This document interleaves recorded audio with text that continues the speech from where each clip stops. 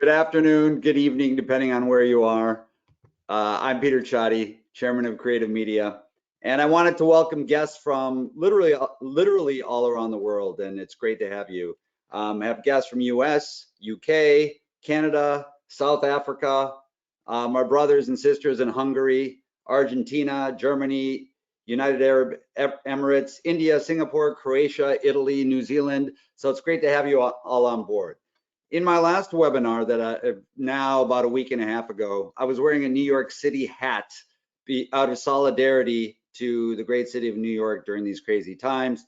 Today, I'm wearing a USC hat out of solidarity to all the students and professors whose lives have been upended and are trying to make sense of it all and all the uncertainty that comes with it. So my daughter goes to USC. That's why I chose this hat. And so I see it firsthand, and so my heart goes out to all of the students. And then let's talk a little bit about today's webinar. It's an hour and a half. There's a lot of ground to cover, I created a deck that I'll go through this time, a very detailed one. I'm making it available to all of you as a handout. I believe through the app that you're on right now, you can get the downloads and you can get it yourself, so you don't need to take notes unless you want to, of course. And I've also attached my new book, and that's what you see here, Viral Media, Entertainment in the Age of the Great Pandemic, which covers a lot of the things, but in much more detail than I do in this webinar.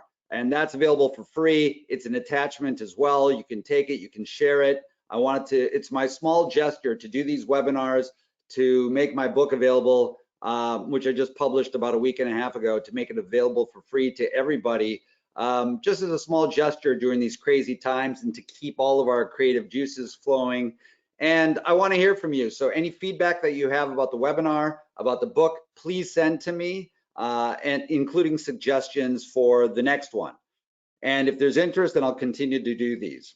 By the way, there will be one about live streaming next Thursday with guests from one of the leading live streaming companies out there, and perhaps one of the major brands as well. So with all that, I won't have time to answer questions most likely today, but if you look on your app, you'll see that there's a question bar, and you can use that to type in some questions for me, and I'll look for them as well, and hopefully we can take some time. So with that, let's get into it, because there's a lot of ground to cover. And like I said, I'm going to go rapid fire here, rapid fire. So in part one, it's about setting the stage, talking about how the world, the media and entertainment world, has been rocked by all of this. And in particular, the in-home entertainment versus out-of-home entertainment dichotomy and the differentiation in terms of impact. In part two, I look at the pandemic's in-home entertainment winners. Part three, I look at those who are losers, not because they're losing companies, but because they're the ones who've been adversely impacted in the different use cases. I'll talk about them. In part four, I'll discuss the future beyond the pandemic, when things start going back on their quote unquote normal path. And I'll talk about companies that are well positioned and how some of those that have been the losers so far during the pandemic, how they can position themselves for future success, because I am a long-term optimist in all of the media and entertainment consumption that we're talking about across all sectors. And I'm going to cover them all today: video, movies, television, social media, social video, shareable video, music, immersive, so virtual reality, augmented reality, mixed reality, sports, esports, and out-of-home live experiential entertainment. I'll cover it all today. In part five, I'll talk well beyond the next several years and give you a peek in terms of some of the main forces that will radically transform our business as well as life in general into the 2030s. And then in part six, I'm going to try to bring some resolution payoff to bring it all back down to you individually, give some perspective that hopefully will be helpful, hopefully a little bit motivational. So let's get into it. As Chris Cuomo would say, let's go after it. Okay, so in part one, setting the stage, media and entertainment rocked. This is where I talk about the in-home, out-of-home. So let's talk about some of the data, some real world data. And as you can see, this is from the period January 15 through March 24th of this year. This is data that was in either the Washington Post or New York Times, so it's from valid, excellent sources. And as you can see, the main trends are this. Trends which I'm sure are continuing even though it's past March 24th. So major websites like Facebook, like Netflix, like YouTube, not surprisingly, as we're sitting in our homes and we're locked down, collective global lockdown, crazy times, we are more likely to be on our laptops, our computers than we would in the quote unquote normal worlds where we're much more mobily driven. So that's why you see Netflix at 52-week highs right now from a stock perspective, because the demand has been so great. You see that with the social media from your desktops as well. Apps, not so much. As you can see, there's been an adverse impact on these times because there is perhaps less engagement that we're having on our mobile devices. Certainly much less than when we're out and about. Students, when you're out and about. All of us when we're at the workplace and we're walking in and out, doing different things. So Facebook on the app perspective, Netflix on the app perspective, YouTube on the app perspective, all down. So how about in the world of news gathering? Because we're all getting live news and breaking news is incredibly important during these crazy times. So as you can see, local news sites have gone up substantially in terms of demand, during this coronavirus lockdown period. So you see some of the major publications there. Large media organizations, not surprising, also have gone up, like the New York Times, Washington Post, CNBC, and then this other network that's down below. Now let's talk about other things. Obviously, the real world out-of-home sports market has lost out tremendously, and I'll talk about others, theatrical motion picture market. And so ESPN, which covers that out-of-home market, not surprisingly, has dropped off significantly, which is a massive impact to Disney, and Disney stock has been hit substantially because of it. But you see the video game market, esports market, like Twitch, like TikTok, and I'll talk much about TikTok because I'm seeing it amongst my kids themselves in terms of how they're using it.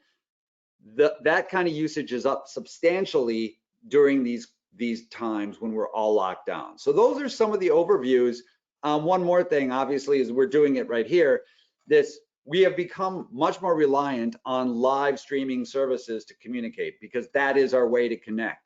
And so previously, a lot of us were uncomfortable with actually participating in live webinars or live video conferences with our colleagues, but you can see here Zoom, Google Classroom, some of the other ones. All of these are being used substantially, and I think that the long-term impact of this is here to stay and will impact workplaces and communications in general for quite some time. So that's part one, just kind of setting the stage. Part two, let's talk about the pandemic's in-home entertainment winners. Let's talk about the video sector first, video and television. So prior to the pandemic, in the last couple of years, we're talking about all platforms of home video.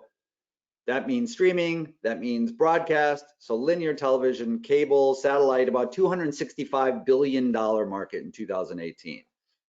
And then, of course, the definition of what is a television player in this media and entertainment space has expanded dramatically, where we're not just talking about the major networks anymore. For quite some time, we've been talking about the new tech-driven media companies, of course, like Netflix, like Amazon, which Amazon Prime Video, and on and on and on. So these are the new major tech-driven media companies that are threatening the old traditional guard, which has led to a great deal of industry consolidation in the past couple of years. Gets to the question also of what is television anymore. So from a content perspective, because Netflix is creating their feature films and Amazon and all the others who are streamers are creating their feature films. So most of those are not now released in the theatrical motion picture market. They're on television. So what is television anymore? That's just kind of a high level question about what's going on in the video world these days. So in the leading pandemic stories, how the world has changed is We have the world of subscription video on demand, and that includes the Netflix and the Amazons and the Hulus and the Disney Pluses and all the new entrants that have come on board.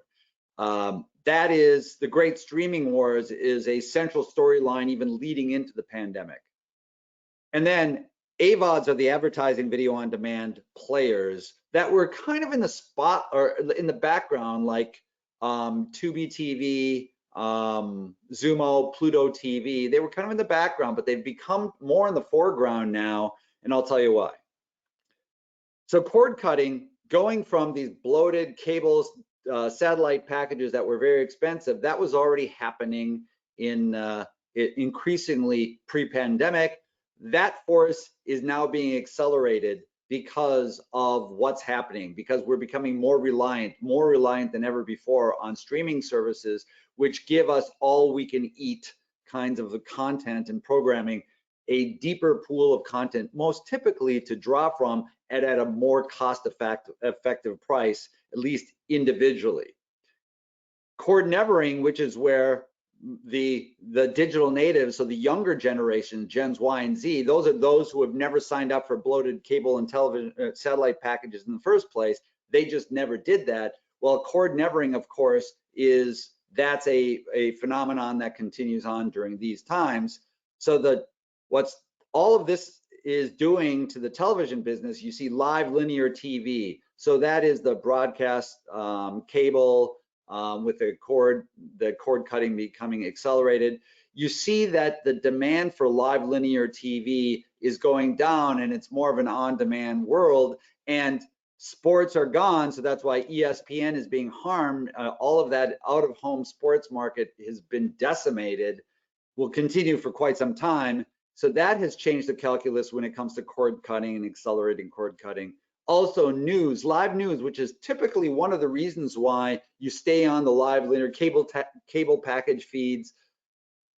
Now you can get your CNN and you can get your others via standalone apps, so you don't need to have those bigger packages. So that's the kind of the state of how the SVOD market, AVOD market, and in the SVOD market, the great streaming wars, you see where Netflix is today. Netflix as of the end of last year, 167 million paid subscriptions on a global basis. They just hit their 52-week high on the stock market, as I mentioned a few minutes ago.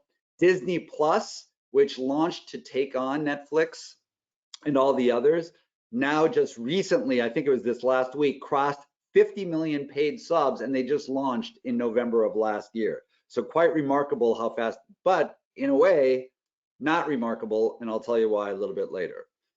But then on the AVOD side, we have the reason why this advertising video on demand is more interesting now during pandemic times than it otherwise would have been is because everybody has been crushed from a financial basis, or at least most players and individuals have been crushed from a financial perspective.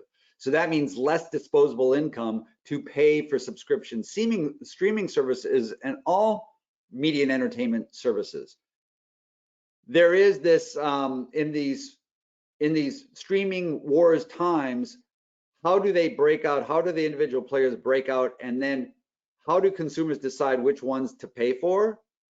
There will be a limited budget for that, increasingly squeezed. But then advertising video on demand may fill some of that gap now because it's free in a sense, of course, no pay, but you have to live through the commercials. But that has been beneficial for services that I mentioned, all of whom now, Pluto, Zumo, Tubi, all have been acquired by major media companies as part of their expanded online streaming platforms. In all of this, many ask, okay, how can the non-majors, the non-behemoths even play in this space, the streaming war space? Is there room for smaller participants in this space? And the answer is yes. First, the recipe to do that is passionate niche audiences. And so you see a service like Shudder, which is focused on horror, thrillers. That service is doing extremely well during these pandemic times. And then you have identity lifestyle brands, so more appealing to a particular subset of individuals who are like-minded. And I mentioned a company, 88 Rising here, which is focused on Asian youth pop culture, very significantly music driven, but not exclusively. 88 Rising is one to watch. It has built in a very short period of time a very interesting and substantial brand, and it kind of points the way in terms of a new kind of media company that monetizes across multiple platforms. Yes, live was one of them that will be hurt, but all kinds of other ways, including creating branded content as well as the content itself. And then, of course, there are a lot of people from international markets here. I'm not intending to ignore the international markets because that is a massive, that's a massive market opportunity for all participants in this borderless streaming game. So let's go on. I already talked about some of the lead pandemic storylines, the streaming wars, the content arms race amongst all these behemoths now, Netflix, Hulu, Amazon, Disney Plus, Apple TV Plus, HBO Max is coming online very soon. Peacock, NBC Universal's Peacock just launched this week to select Comcast customers. How do they compete? Well, up until now, exclusive content that was that was marketable was really the primary storyline. So that is a reason why Netflix had budgeted $17 billion plus to create premium video content just for this year, Now production has stopped. What happens there? Well, the demand for fresh content has not gone away, and it's a real problem for all the players now. How do they participate? How can they keep all of us satisfied as we exhaust all of the content that's in their libraries? I know we're experiencing that at home because we're streaming a lot. So what can these companies do? Well, first, to the producers out there is no production right now. But the money that Netflix has budgeted, the $17 billion plus, is not going away. That will not go away. There is going to be this voracious need to create and produce as soon as we are able to get outside of our doors and into the real world again. Of course, that means that there will be production bottlenecks. That will be a real problem. Nonetheless, the money will be there. So that's on the producer side. And I'll talk about some other mitigation efforts that producers can take right now as they sit inside and contemplate their next moves. On the fresh content side, it's a real problem, as I mentioned. So there's the offensive way of creating your own, but there's also the defensive way that Disney has done, and other of the major NBC Universal has done with Peacock, which is taking back some of its valuable content like Friends, which was one of the most popular programs on Netflix. It took it back and is featuring it itself now. And The Office was taken back. Now it's featured by a Netflix competitor. That was part of the game and it still continues to be part of the game. And those kind of shows are perhaps even more interesting during these pandemic times because we've seen them over and over again, and yet we're willing to see them over and over again because the friends have become our friends and are maybe comforting in these times. Disney's in a very interesting place compared to everybody else. The need to stay fresh for Disney, fresh content, may not be as great for them as it is for all the others, and here's why. Disney holds the content crown jewels that no other has. They own the Marvel franchise, Star Wars franchise, Pixar franchise, as well as the Disney princesses and so much more. And then, oh yes, they bought the Fox Entertainment assets like the Avengers as well. So X-Men, Avengers, Avatar, those are perennial favorites. Most of those are evergreen. They continue on, and many of them are family-oriented content. And there's a demand, there's a deep hunger, as you can imagine right now, for family-oriented, kid-friendly content, as our kids are home with us for months, and likely months and months from school.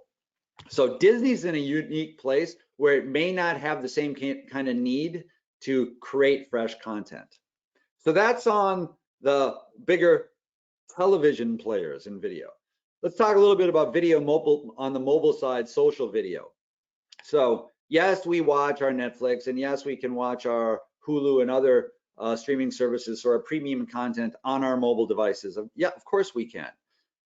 But that's going to be down substantially now, as I indicated from the other graphs earlier, during these hunker down times when we're doing a lot of lean back and more on our laptops and things like that.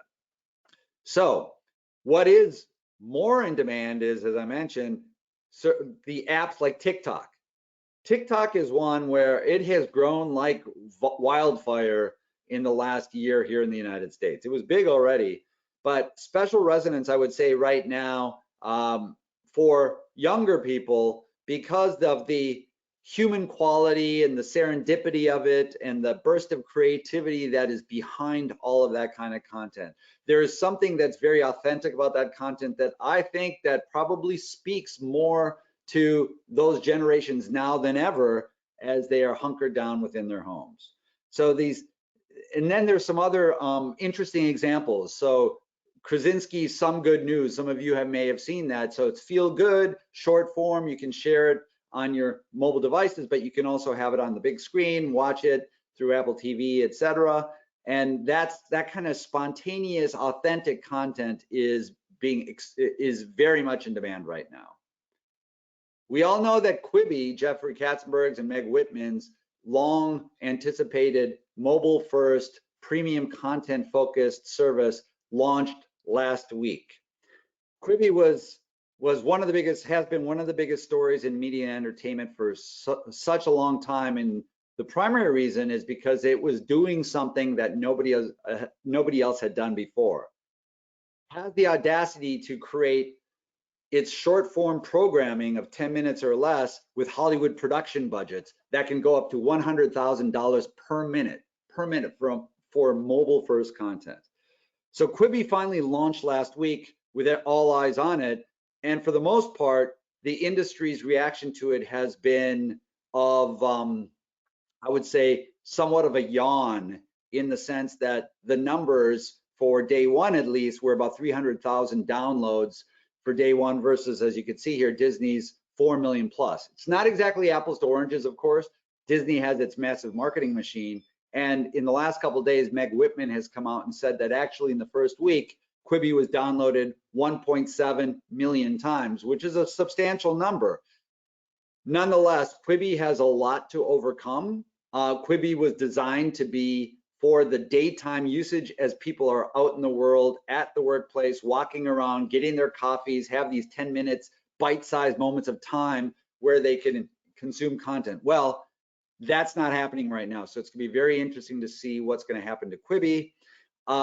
One big concern, and one of perhaps the biggest criticism raised against Quibi, was that the content was not allowed to be shared to your television screen. There is no way to airplay it, and so that is something that the Quibi team's already apparently working toward right now in rapid fire, because there's been such an outcry for that kind of ability with its content, which makes sense given how expensive it is and the kind of talent behind it. So now, really quickly, there's some new, what they would call anti-Quibis that are out there that take a very different turn, much more social, much more authentic, more TikTokian in that kind of way. So Loop Media is one. You can see it at Loop TV. They're doing a live streaming benefit concert with several interesting artists on April 25th. Loop is music focused, and interestingly, Loop has a very interesting holistic view of the world, where you can take your videos from your small screen, your mobile device, but also then take them inside venues once they open up again, and control what's happening inside that venue from a music video perspective. Live streaming, of course, as I mentioned, this big event, so live streaming is part of their story. Snibble's another interesting company that has not, that you can see at snibblecorp.com. Snibble takes short form videos, makes them very, very social and shareable. And it too has an interesting story for artists now, where artists who are stuck at home, musicians, sports athletes, can create their own personalized experiences, share them with their super fans, and then even monetize them. So bringing in much needed revenues at a time where people are stuck at their homes. So it's a very interesting story there. Of course, every major social media platform is a media company now. Facebook Watch, Instagram, Snap, all others. But we know them well. I'm not going to get into them in detail.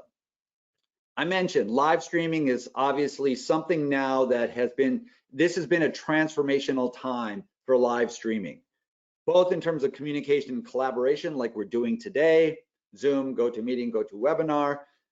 Business and creative meetings will never be the same. Doesn't mean that in person goes away, of course not.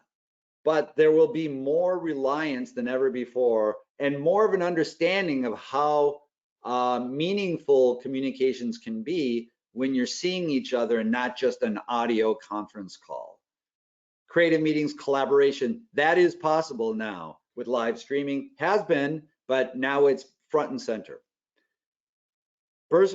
Business and personal conferences like the big confabs around the world. It's going to be interesting to see what happens to them. CES, all, the Meetum, everything, NAB, they were all canceled, of course. CES not yet. It will be interesting to see what happens there. But now what happens? Well, you already see that some of these conferences, like TED conferences, etc., they are now going to be live streaming because they can't be held during these pandemic times in the physical world. You see that with Digital Hollywood just announced that too, where they're going to be live streaming, which will be great for all of us to participate in that. Companies like Bulldog Digital Media, Bulldog DM is one to check out in terms of enabling that kind of possibility. I'll talk to them a little bit about them a little bit later, actually down below. Entertainment, Bulldog also enables artists and musicians to be able to communicate from their homes, like you see in this image, to their super fan base. And that is happening now front and center in a way that wasn't done before. So you have these platforms, Twitch, of course, Stage It is another interesting one. Patreon is one that's been a long time, allowing all of us to be benefactors and invest in our favorite artists so that we actually finance their livelihood so that they can continue to create their work and continue to do their craft. So Patreon's another one, Instagram, of course, and these are all enabling live interactive engagement and monetization. So that's important for artists. Artists, musicians, anybody with a following, there is now, as I said, a financial crush on virtually all of us. And so you need to experiment in new ways. Well, these are some platforms that enable that, and they are scalable. They allow you to create virtual events. They allow you to create multiple events in one day, all from the comfort of your own home or wherever you might be. So let's talk about pre-pandemic on the music side. Talked about the video side, so let's talk about music now. So coming into this time, recorded music had grown to $20 billion plus global recorded music in 2019, and it's forecast to go up more than double, up to $45 billion by 2030, by the end of the decade. Streaming accounts for about 80% of that now. So much maligned streaming that was considered to be the death knell of the recorded music industry not so long ago is now the great savior. And that is behind the substantial growth. And you can find more in my book about why streaming, although maybe not in itself, creates all the great value to artists in terms of actual monetization, it opens the doors for so much more. Now, this number does not include the global live event scene, of course, which I'll talk about more, which has been slammed. Prior to the pandemic, it had been expected to reach about $30 billion itself in the next few years. Of course, in today's world, coming into this, this time of the age of the coronavirus, Spotify dominates. But of course, Amazon's playing, Apple's playing as they play in all the different content, worlds of content, and they do it because content is their marketing to bring us in so that we buy more Apple product, so that we shop more on Amazon. That's the big story there. But Spotify and music services, streaming services, perhaps surprisingly, perhaps not, are actually down during these pandemic times, most likely because we are engaging less with our mobile devices when we're stuck and hunkered down in our homes. So while I stream music 24/7 still, I think that we are now consuming other forms of content, and so that is one reason. We have to look beyond the borders, of course, and there's TikTok, there's Tencent Music, all doing really interesting things. Like I said, TikTok is one that's particularly interesting, including the way that, and Tencent also, including for Tencent, the way it monetizes with gamification. And I'll discuss a little bit more why later.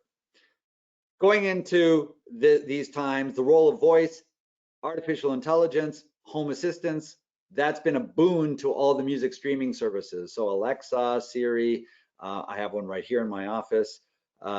We're reliant, and that reliance is going to only increase, which most likely will continue to fuel more streaming consumption.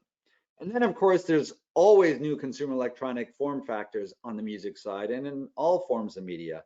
So wireless earbuds alone, CTA forecasts $3 billion alone for wireless earbuds, that market, by 2023. And I think that's light. I think Apple, just for its own earbuds, has already crossed a multi-billion. I know it has crossed a multi-billion dollar, might even be, $3 billion itself just last year in terms of selling that new consumer electronic form factor. So it's pretty incredible how that has grown. And then just experimenting, it's kind of fun to see what others are trying to do to change the game in music consumption. And Bose is one to watch in terms of its audio sunglasses. That's an interesting one.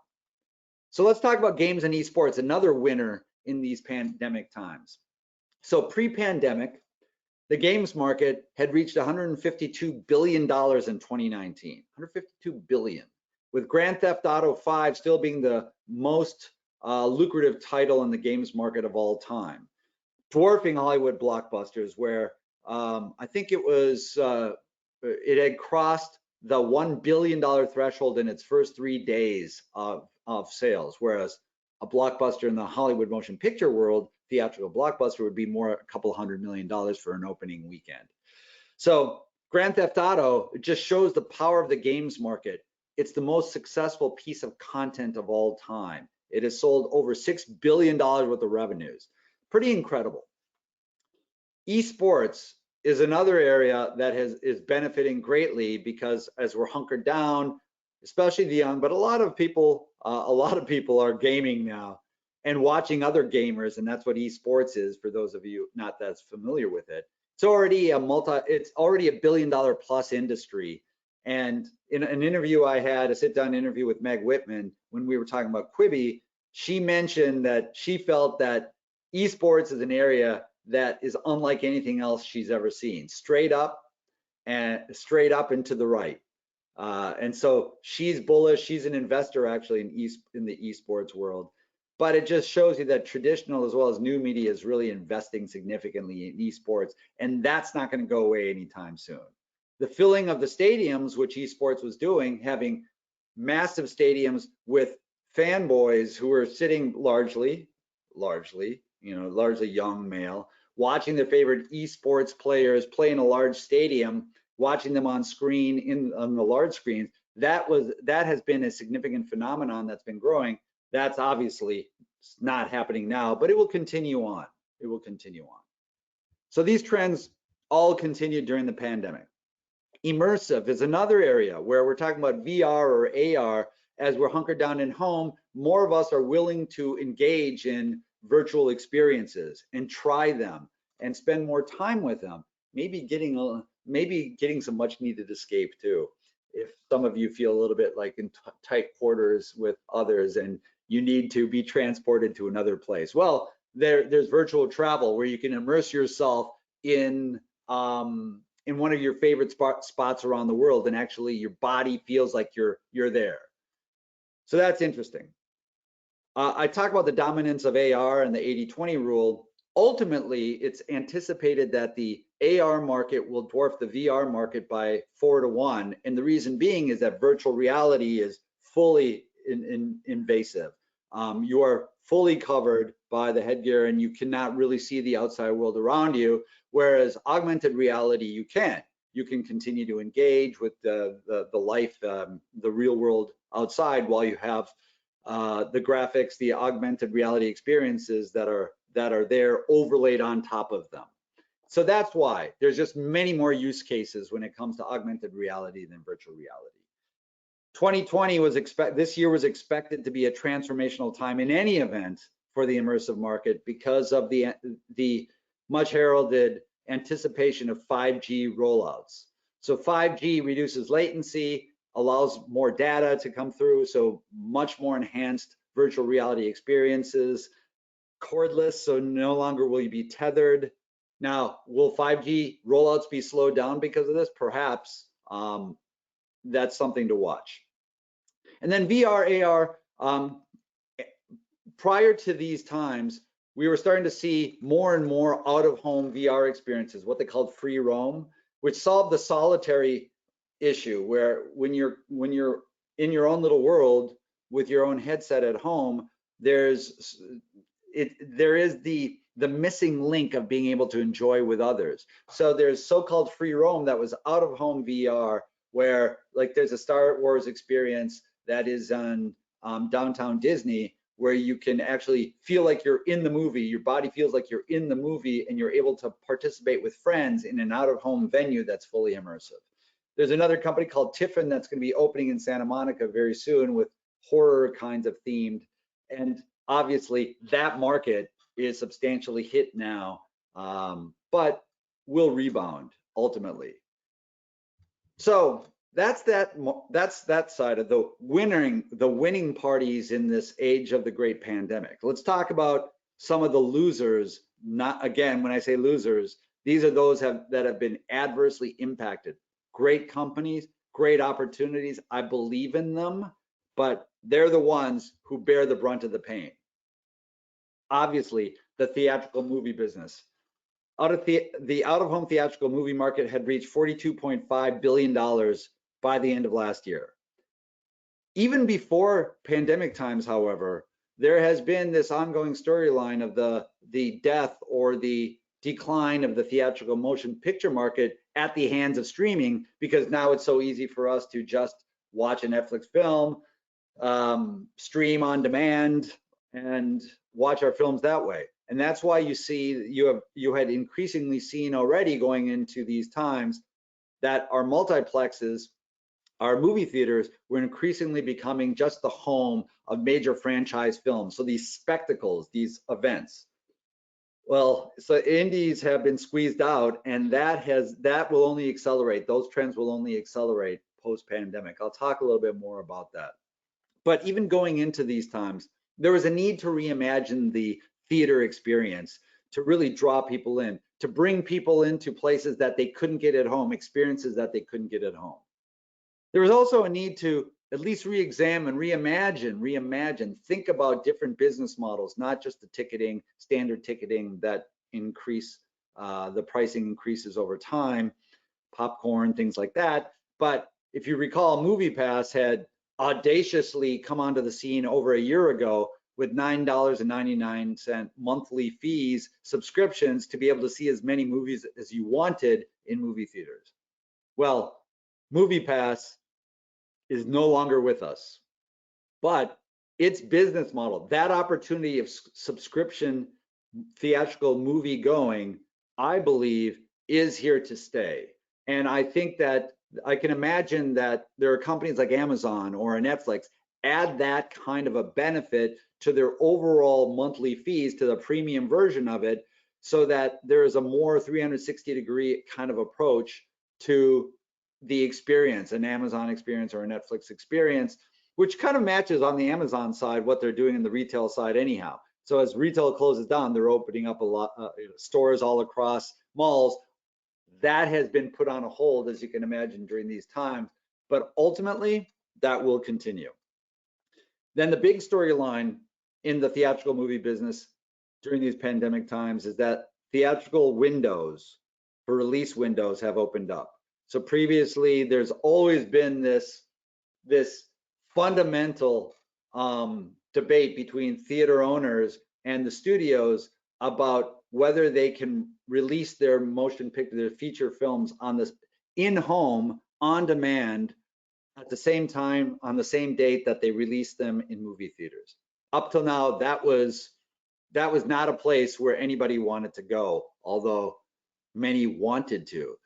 Well, now with theaters closed, we have seen that we've seen Disney, we've seen others release films directly on the date they would have gone into theaters, directly at home for a fee that's typically now $19.99 for 48-hour viewing, numbers that will be adjusted over time. But that genie now is out of the bottle, because this was a time where the studios either had a choice of shelving that product or giving it to us, making it available to us, and so they took that opportunity.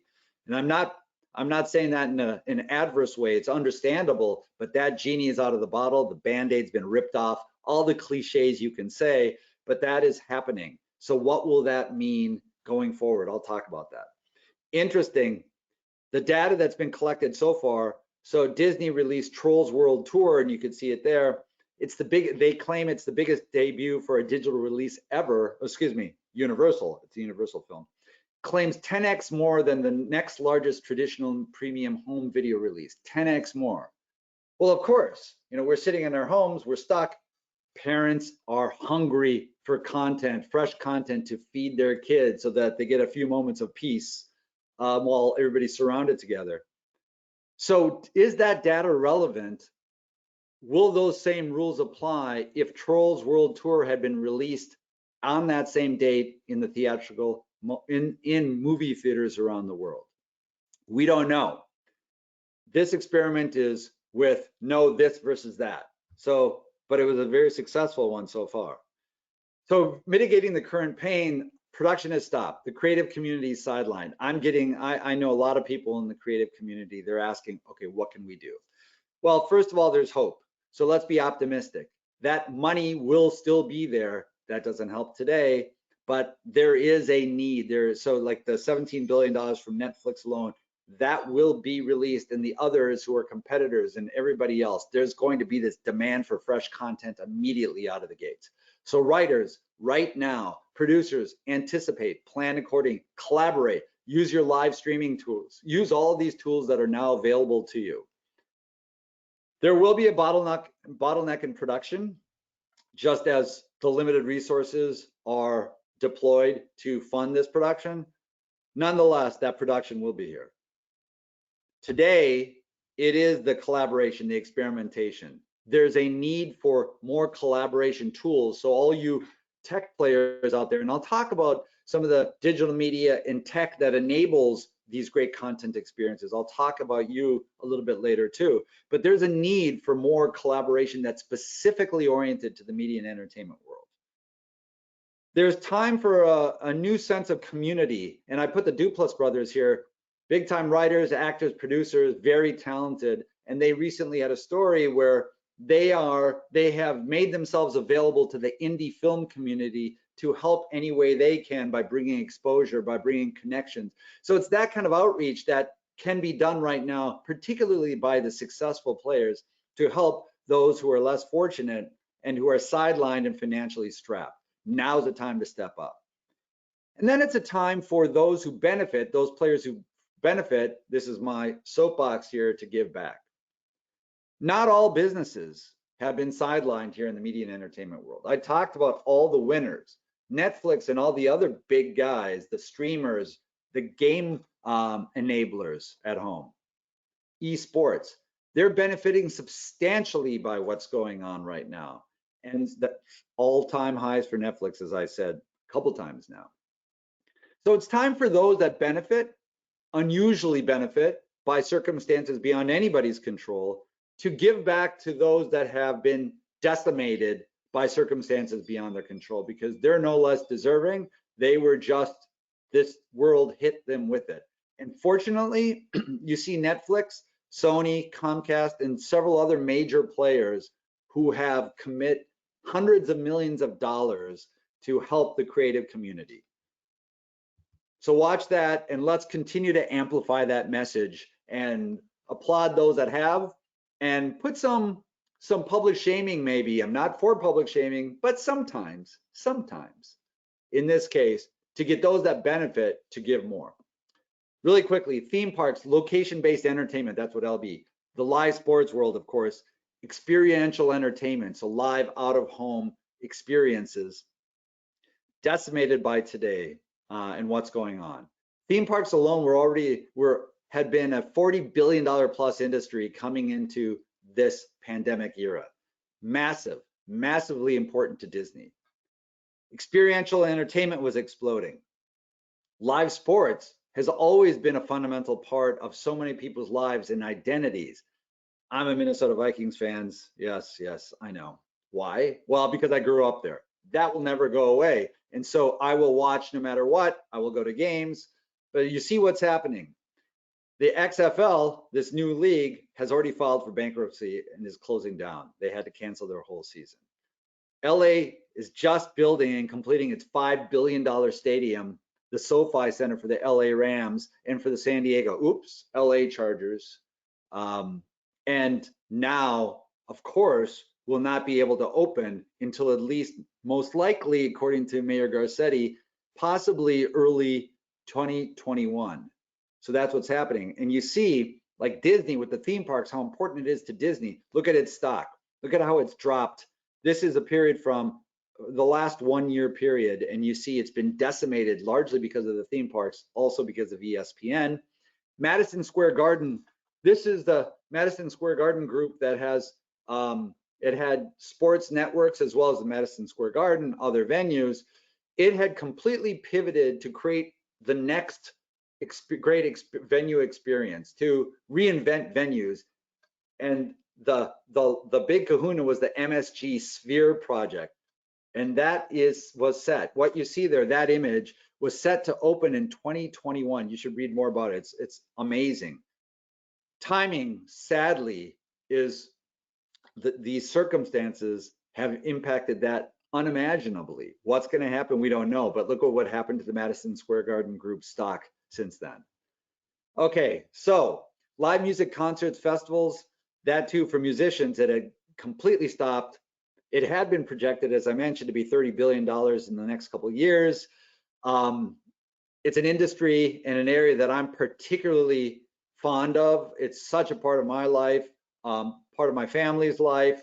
And it's something that there's something that's completely unique in this increasingly heads down virtual world to being outside and being physically in with others in environments where it's completely different worlds. That's why festivals were exploding. This is the world that we're going into, coming into these times, obviously decimated. And the concert business, now a recent report by Polestar says that it's expected to lose $9 billion this year because of what's going on. So you see Live Nation stock and what's happened to Live Nation in the past year. Decimated, about 50% of its value. Will it come back? I think so. I'm a long-term optimist. I'll talk more about that later. So some of mitigating the current pain, I'll go through these really quickly for the sake of time. Touring, festivals, experimental entertainment stories are stopped, but it's time, just like it is on the movie and television production side, for collaboration, for remote collaboration, for writing, songwriting, recording. So much can be done. Experimenting. Live streaming and direct channels with your fans is one area of experimentation that should be aggressively sought after. We're all entrepreneurs now. Musicians, you need to be entrepreneurs. There's a lot of money that's waiting for you. Fans and super fans are happy to support your cause. You just need to reach them with new ways. So live streaming, direct channels are part of the new normal. One of my favorite bands, Metric, Emily Haynes is the lead singer. She's been doing live streaming for a long time to connect with her fans. She kind of points the way, and the pace of those is increasing during these times because there's more time to be able to do that.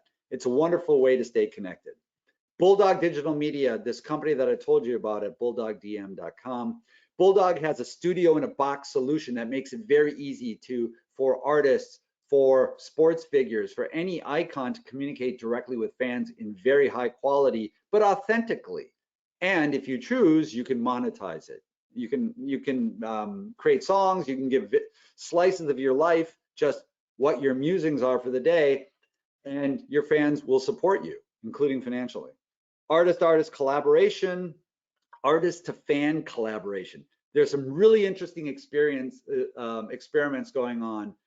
Grimes is another favorite artist. She's always been an innovator. Take a look at what she did with her recent video that was shot in front of a green screen, and she invited her fans to create the backdrops, the virtual backdrops for that green screen, and then share them so that every video of that song was unique. What an amazing way to bring in your fans, and let's face it, to market your music for you. which of course leads to increased sales and all kinds of things. Metric I had mentioned already. Let's talk about the tech side a little bit. Those who enable great content experiences and the transformation and the expansion of opportunities for media and entertainment companies to engage. So the investment side and the M&A side. M&A means acquisitions of other companies, so buyouts. Venture capital funding is come to a trickle now. If you're a new company, no matter how good you are and you're raising capital, it's a very hard time, to say the least. Venture capitalists are focusing first on bolstering their portfolio companies, those that show the most promise. So it's going to be very difficult to get things done. And those that get done will likely be at lower valuations. Many great companies will not make it as a result, not because they didn't deserve it, but because of these times. That's the world of venture capital. M&A is a similar sort of world where the amount of deals right now is going to be cut severely because people are hunkered down in their homes and focused on their core business and what they have today and making sense of it. Any deals that get done, valuations will be slashed, no doubt. I would imagine that Fox's deal to buy Tubi, which was actually closed shockingly to me in the early days of the lockdown period during pandemic times. I don't know this, but I would imagine that the valuation ultimately was lower than the initial deal value to get the deal done. So a lot of deals will be killed, opportunities lost there too. So let's talk about the post-pandemic time. That's what's happening now. Where do we go from here? And that's important. I'm going to first talk about the first few years after we're finally able to get out into the real world once again. Well, the appetite and this need for content experiences, for consuming content of all forms that I talked about, and perhaps those that I haven't talked about, that consumer hunger, as we have more platforms to engage with them, and platforms means television, movies, out of home, mobile, immersive, anything you can think of, that will always just continue to grow with the population. And we've seen that. 5G, the onslaught of 5G will only accelerate that kind of growth. And that's because the experiences will be better. Latency will be less. That's the delay. Quality will be better. So 5G is going to be a major accelerator. 5G will accelerate the adoption of platforms like immersive, like wearables. And so that will, again, for content creators, that's all wonderful in the long term. Production will soar, as I mentioned, because of the streaming wars, but just because of all the other forces out there. The money will be there and will be unleashed. We consumers, because of this, all this content out there, we have to make sense of it all. We will be deluged by it. And how do we identify which content, what shows, what programs, what music will speak most to us as individuals? Well, artificial intelligence, machine learning, that will increasingly come into play to help us. And the human factor of curation will never go away, but there will be, the growth of AI will be very much focused on finding those great content needles in the haystack for us as consumers. What this all means, content is king like never before. Those who create the content, who own the IP, the intellectual property, they will be in control more than ever before because you have all this demand for great content, for these services, like in the great streaming wars, to differentiate themselves from all the others so that we consumers pay for that service and not for that of an alternative. There's also going to be, interestingly, new sources of capital. So now fans and consumers will be able to invest in movies, invest in television. So we're going to be actual investors, not just crowdsourcers and crowd funders where we get a t-shirt if we invest in a producer's new indie film. Now we're actually going to be able to own a piece, an equity piece of that. And one great new platform that's leading the way out of Los Angeles is Torchlight, torchlight.io. So I urge you to check them out. Collaboration and experimentation.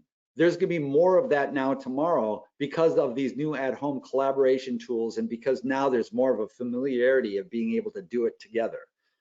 and new platforms. So all this expansion, including wearables and immersive, that means that there's new ways to tell stories, because each platform enables storytellers and creators to look at the experience in a very different way, and they should create accordingly. So that's why I get to the next bullet there, where rules are stripped away.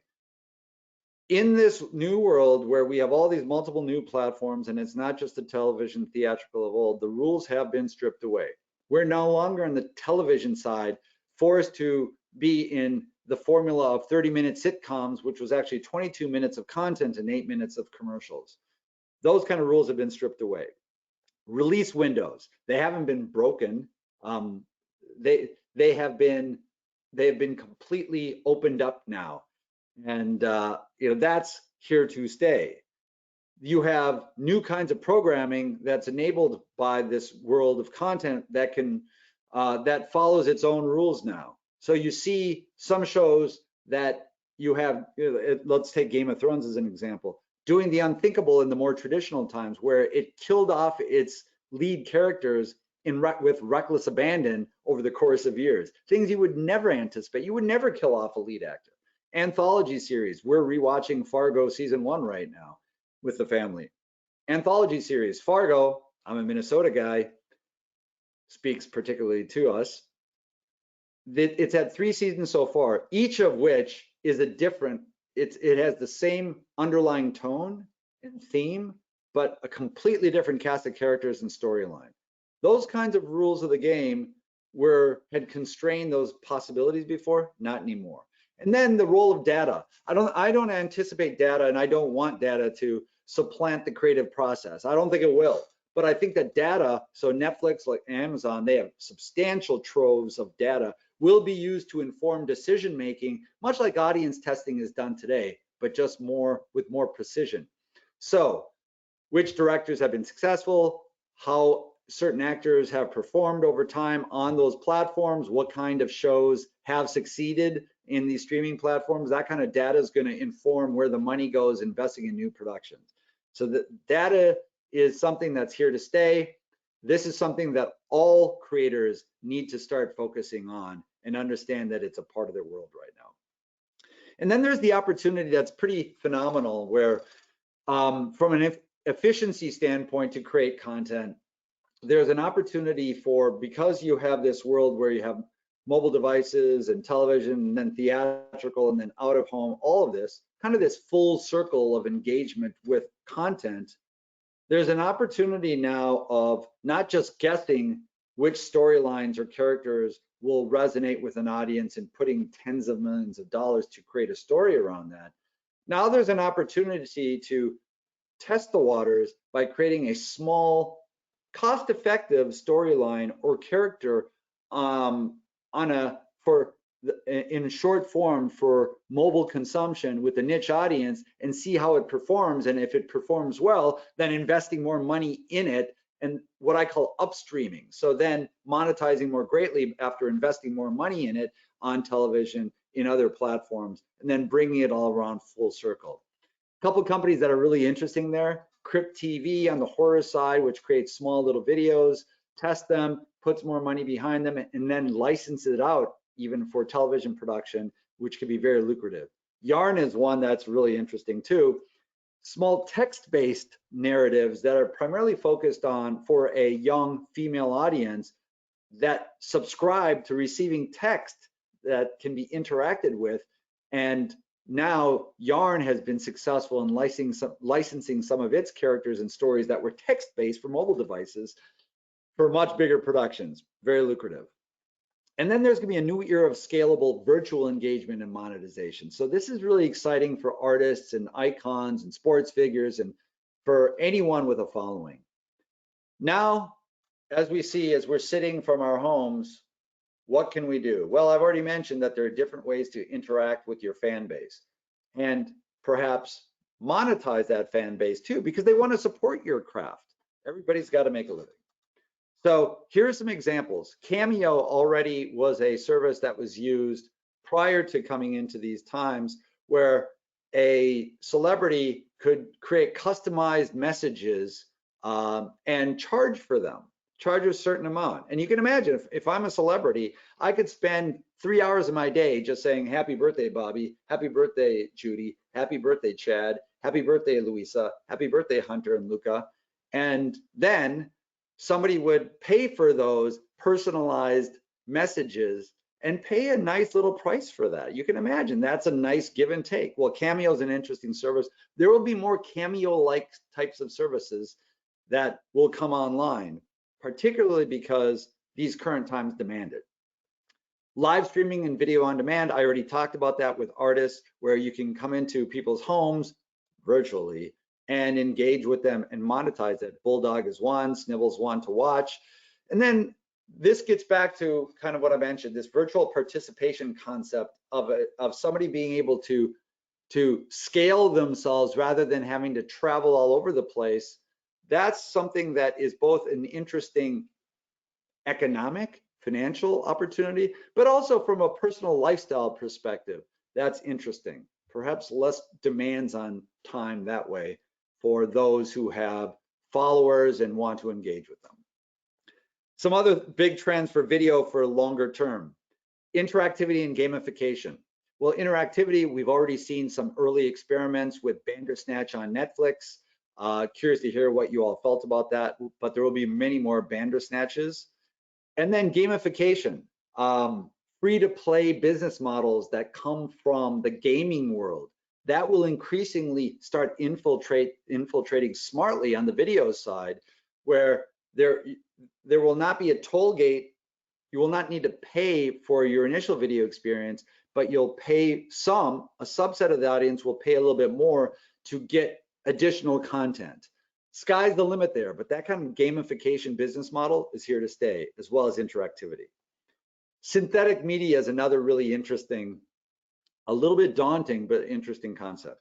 So there's a company called Synthesia that enables David Beckham, who can do just about anything, but he can't do this. He can't speak 10 different languages.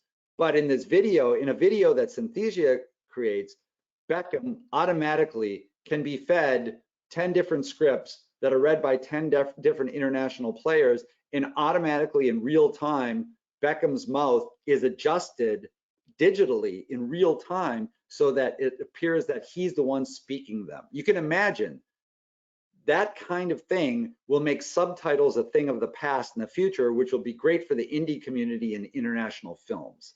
So I think that Netflix, Amazon, everybody out there should be really watching companies like Synthesia that are AI driven and doing these kinds of things called synthetic media.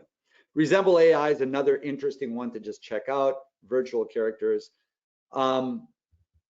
Theatrical movies tomorrow. The pre-pandemic trends I talked about will continue and they will accelerate. They need to accelerate.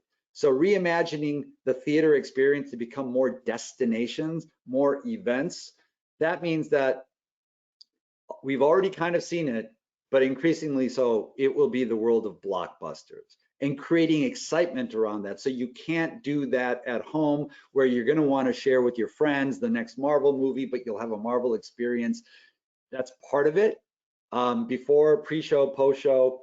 Disney's Secret Cinema is an interesting recent deal that was just signed that you should check out.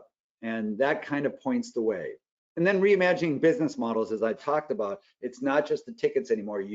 There needs to be an open-mindedness for new ways to monetize consumers who are now very much in this subscription world of Netflix and others. Why not bring that into the theatrical side? Yes, it has substantial challenges. What the right price point is, I don't know. But the concept of it certainly resonated with the world, with the audience. Signups were tremendous. Demand for it was tremendous for MoviePass. The economics didn't work for MoviePass because it was a standalone service. Maybe they will work for an Amazon or a Netflix or others where this kind of subscription service would be part of an overall monetization plan. I think that's interesting. So Amazon and Netflix, giants who are a bit scary to many players as they should be, nonetheless, they could also help retain and bring some excitement and some financial resources to help prop up the theatrical motion picture business.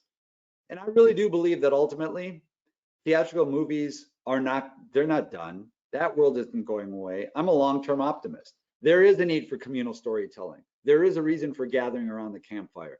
It is a lot more fun to watch Get Out, Jordan Peele's great movie, Get Out, and get scared with others who are next to you and see their reactions, feel their reactions. Music tomorrow, concerts, festivals, touring, that too, just like movies, they will come back. They will, because there's a social need for it. There's a need for this in this increasing digital age, this human need for people to be outside, commune with themselves, like-minded people, rub shoulders. Hopefully that's all they do at these large music festivals. But anyhow, so there is this need. It will take significant time for this to happen, for this to come back. Smaller venues first, and there will be venue and production bottlenecks, just like there will be on the movie and television production side. That will happen. Canceling a tour, canceling these major events, rescheduling, it's going to be a logistical nightmare. But this too will come back. I am long-term bullish. I'm a long-term believer in Live Nation and all the other players and Golden Voice and others. Just, I made a note here, New York City and LA mayors recently, I think it was just yesterday, said that it might not be until early 2021 until in their cities, some of these large scale events come back. We don't know. So there will be great pain that will continue. But again, long-term, I'm a believer. Artist collaboration, there will be lasting impact because of today's experimentation. New ways to scale and monetize. I already mentioned TikTok, free-to-play business models. I mentioned Torchlight in consumers being willing or able to invest in motion pictures and television. Well, in music, there's new ways to finance music production. And Vest.co is a new company leading the way there, really exciting company that enables super fans to invest in their favorite artists, fund their craft, take a small little piece in the royalties that are generated by their songs. Very exciting. So that kind of crowd funding, that's crowd investing, is here to stay. Very early stages, worth checking out. Artists, you should participate in it, at least look at it. In the last couple of years, Marshmello Fortnite concert, won't get into it too much, but that was a big sign of the times, leading the way. Lindsey Sterling's another artist that had great success with virtual concerts. I urge you to check out Red Pill VR. Red Pill VR is a company that is enabling virtual social music destinations. It's a form of teleportation where I can, from home, be with Diplo and he's performing live, and I'm actually able to stand next to him and interact with him as myself and with my friends, bring them in. Pretty fascinating. Check them out. Watch the videos. Games and esports tomorrow. 5G will only accelerate the adoption of games, of course, for the reasons I mentioned. Cloud-based gaming is here to stay in early stages, but that's disrupting business models. So you have Google Stadia, Apple's Arcade, those are the two big players. User-generated content, so enabling all of us to create games, not just game developers. That's a new area too of I see substantial opportunity. There's a company called Koji that does what TikTok does for video, Koji does for interactive content, including games. You should check them out.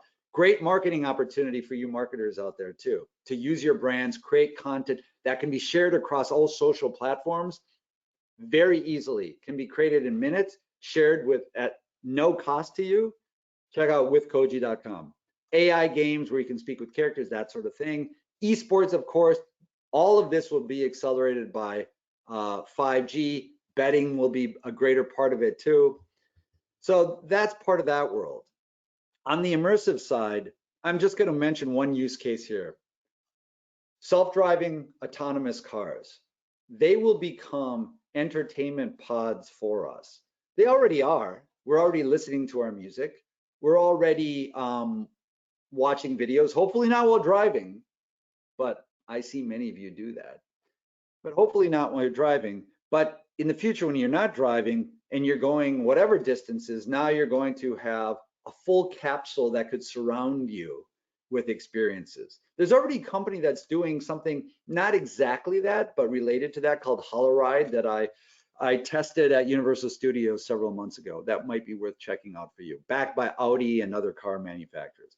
But I see the automobile and opportunities being substantial. Digital humans and virtual beings. We all seen it. Carrie Fisher in the Star Wars movie, although she passed away several years ago. Amazing what the technology can do right now. In the past, it took 12 months of production for 3 minutes of screen time to create a virtual Carrie Fisher that was believable. In the most recent Blade Runner movie, it took 18 months of production to create 2 minutes of screen time. Well, as I mentioned with Synthesia, in 10 minutes, that David Beckham video was created through artificial intelligence. So imagine the possibilities. There's even one of the major talent representation companies is now representing digital humans. Yes, you heard it right, representing digital humans. It's a part of their business now. Virtual beings, another one where it's not a human character, but more of a being. Check out Fable that has something called the Lucy Project that I experienced several months ago. This is a character that is AI driven, that learns from your habits, learns from your interactions, and stays with you. So your kid now has this virtual being that's a playmate with it and grows over time, over the years, and can interact in a completely unique way with that person, with that child.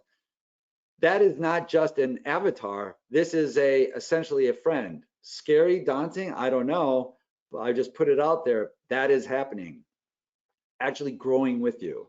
And so you have influencers who are both real, and then you have a virtual influencer on Instagram. Lil Michaela is just an example. 2.1 million followers as of today. This is a screenshot as of today.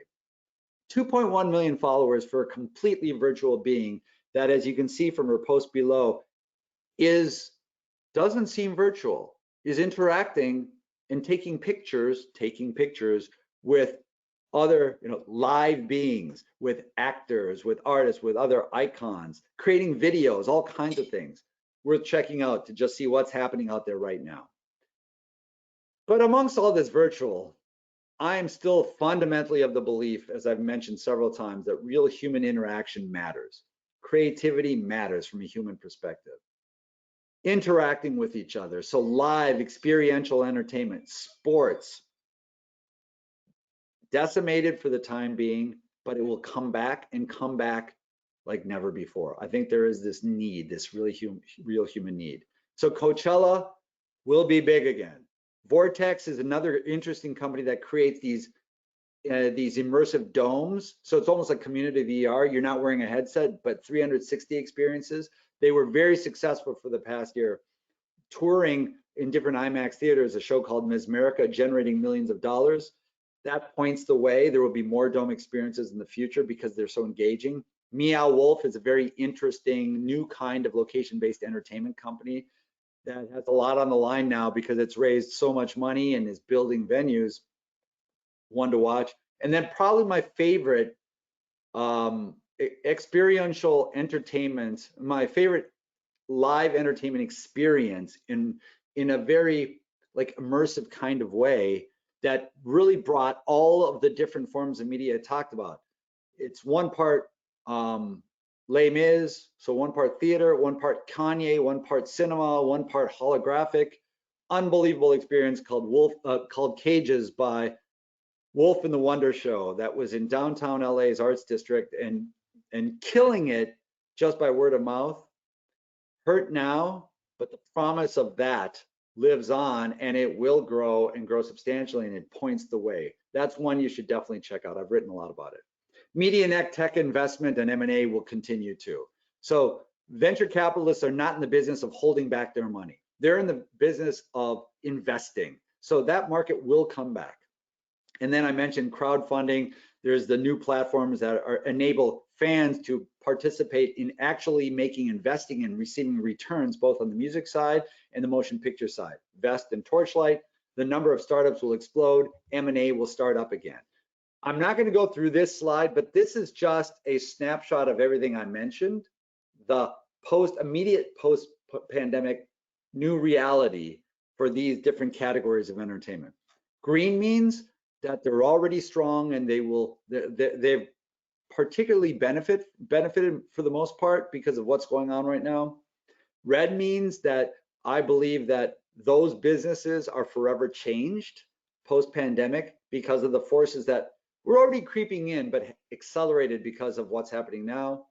And then yellow means that there will be short-term pain, not minimizing it, but they will become green again, and very green long-term. So that's what I mean by that.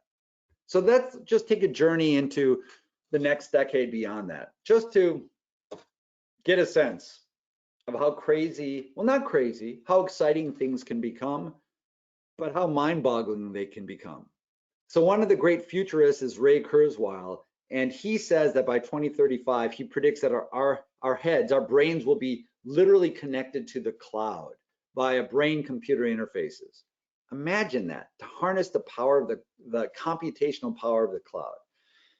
Well, not surprisingly, you have many different tech innovators who are already investing substantially in that potential opportunity, as daunting as it may be. So Elon Musk, our favorite tech innovator, Neuralink is his company there, where their method is to implant tiny chips into our brain. And Elon Musk had planned to actually start human testing this year or next year. We'll see, but you see Google, Facebook, many more, they're also actively investing in this world of direct brain to cloud interfaces. Kurzweil also talks about something, this is more mind-boggling than anything else.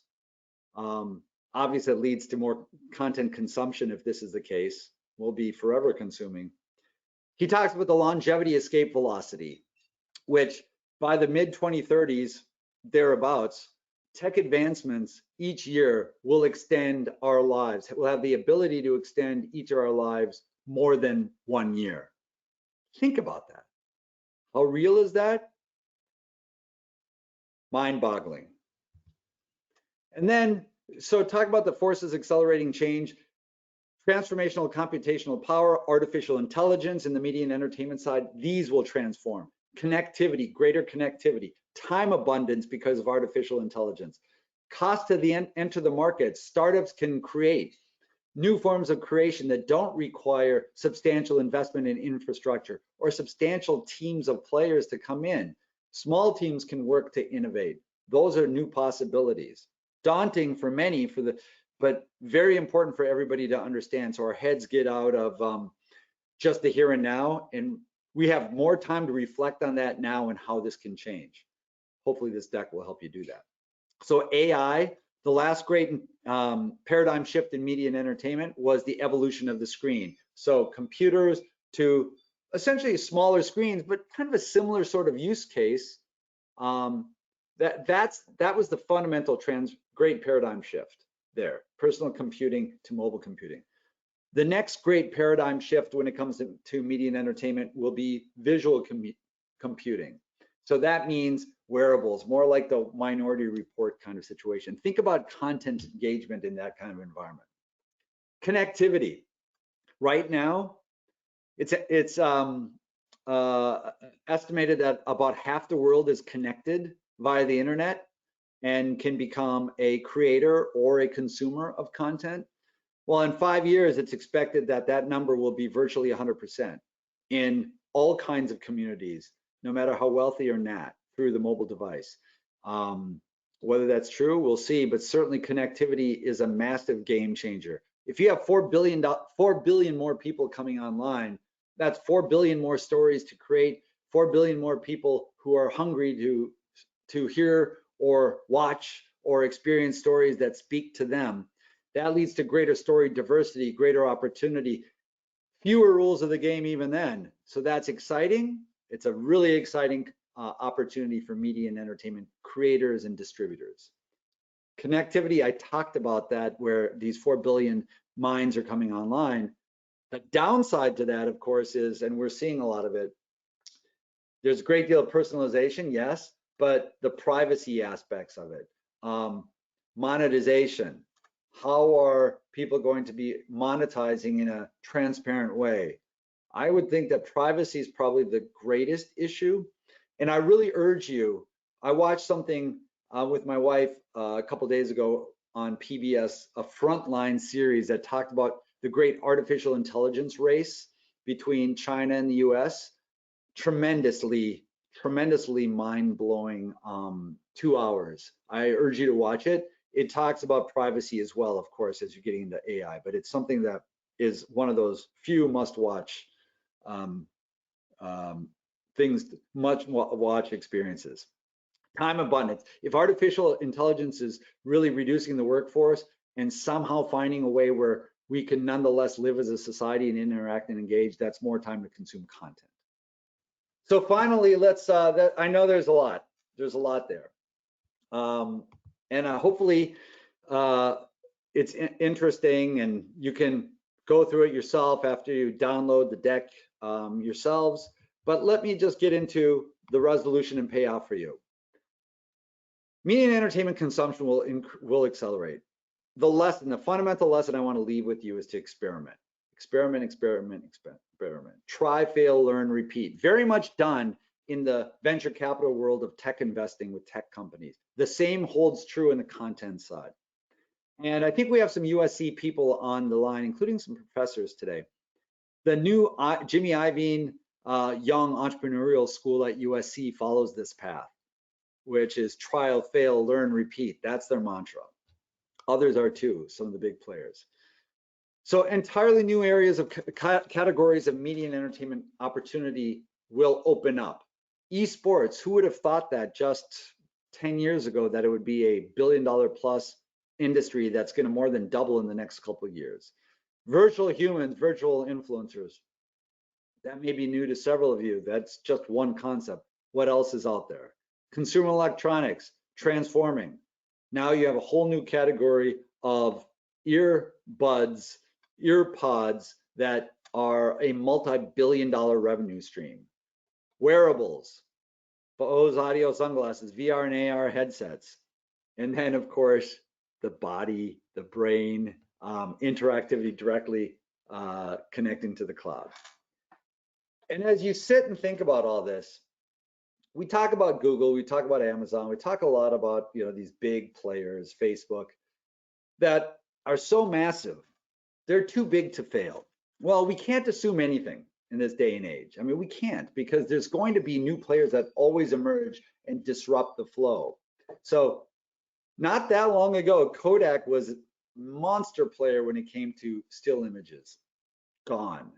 Blockbuster owned our lives when it came to video and in-home video. Gone.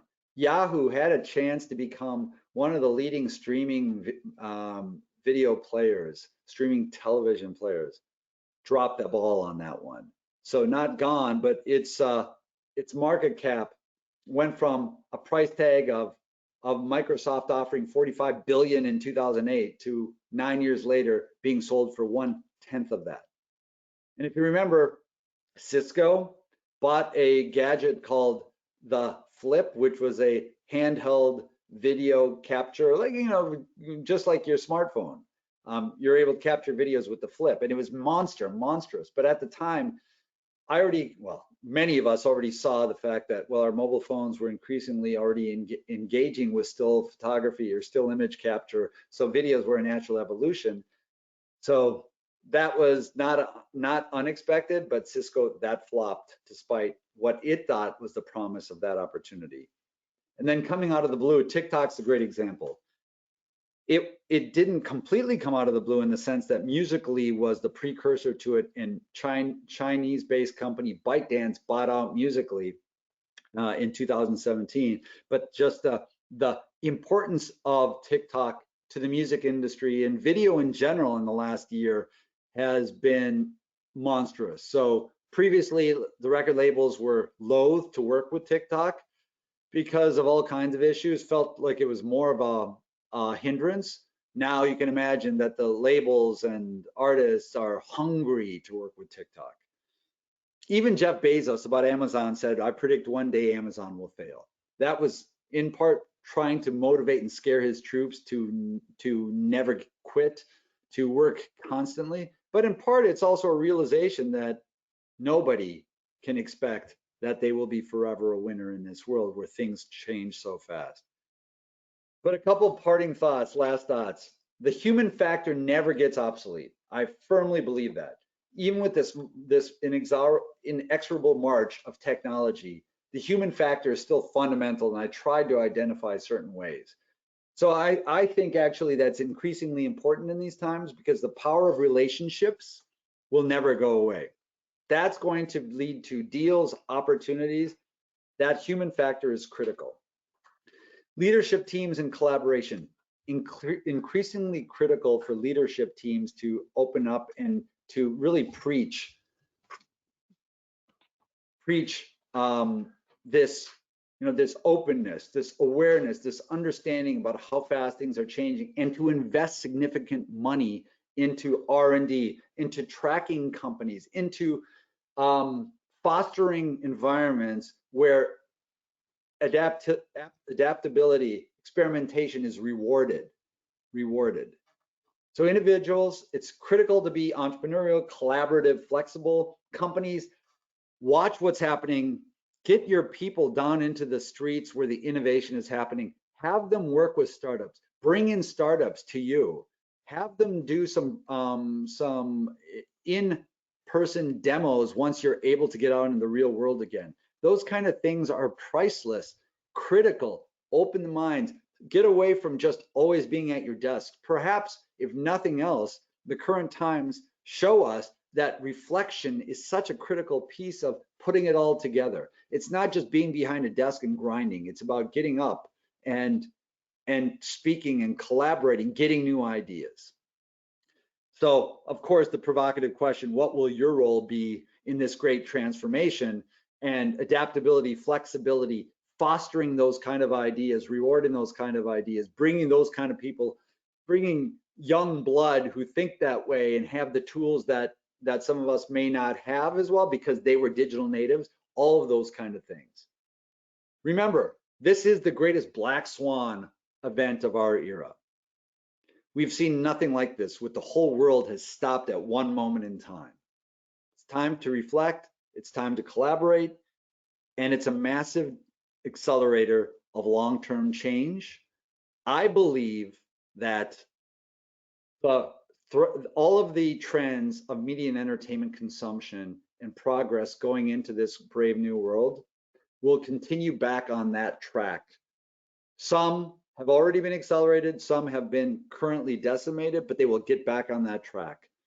And as I say here, it's about adaptability and really being a change maker and helping to lead the way. So here, if any of this is intriguing to you, as I said at the beginning, if you want to get more discussions of that, my new book, I made it available for free. I attached it to this webinar as a handout. You can also get it here at this link. I have another webinar. It's a roundtable discussion next week, same time, Thursday, April 23rd at 9 a.m. There's the registration link if you want to register for that. My guest there is John Petrocelli, who's the CEO of Bulldog Digital Media, the leader in the live streaming space that I mentioned several times during this deck. And we may be and likely are joined by one of the major brands who's playing in the streaming games too. So that should be interesting. And there it is. Again, crazy times, crazy time for new opportunities. I'm a long-term optimist. I'm glad you joined. And if you have any questions, feel free to reach out directly to me at this email address. And if you I really welcome your feedback. And I would like to have your feedback about whether you find these things to be helpful, what other topics, etc. So thank you very much, and stay safe and stay sane during these times, and support those who need your support and could use it, particularly those who are benefiting right now from these times. Help those out who are on the opposite side and on the other end of things, because now's the time for especially those who are deeply resourced to do that. Thank you.